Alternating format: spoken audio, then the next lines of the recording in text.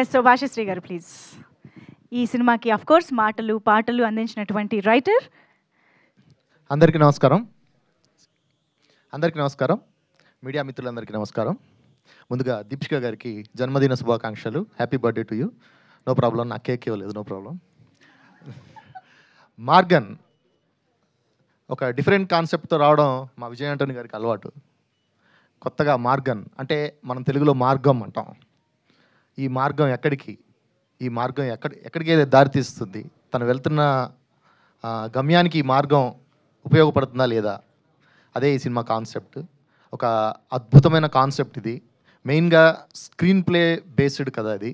చాలా బాగా John Paul మన లియో గారు చాలా అద్భుతంగా స్క్రీన్ ప్లే చేశారు ఈ సినిమాకి. చాలా బాగుంటుంది.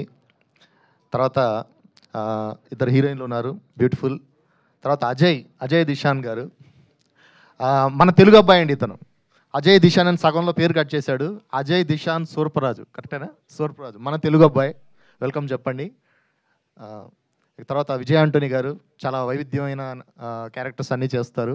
అతను ఎంత డెడికేషన్గా ఉంటారంటే చూడండి, ఆయన ప్రెస్ మీట్కి కూడా కలర్ పూసుకొని వచ్చారు.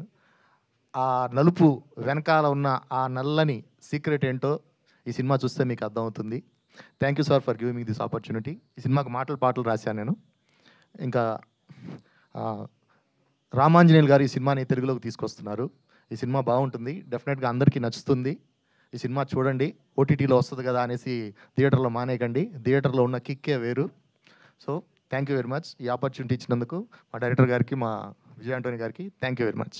Thank you so much Bhashashri గారు, thank you so much. And ఇక ఆలస్యం చేయకుండా మార్గన్ సినిమా ద్వారా మనందరికీ గుర్తుండిపోయేలా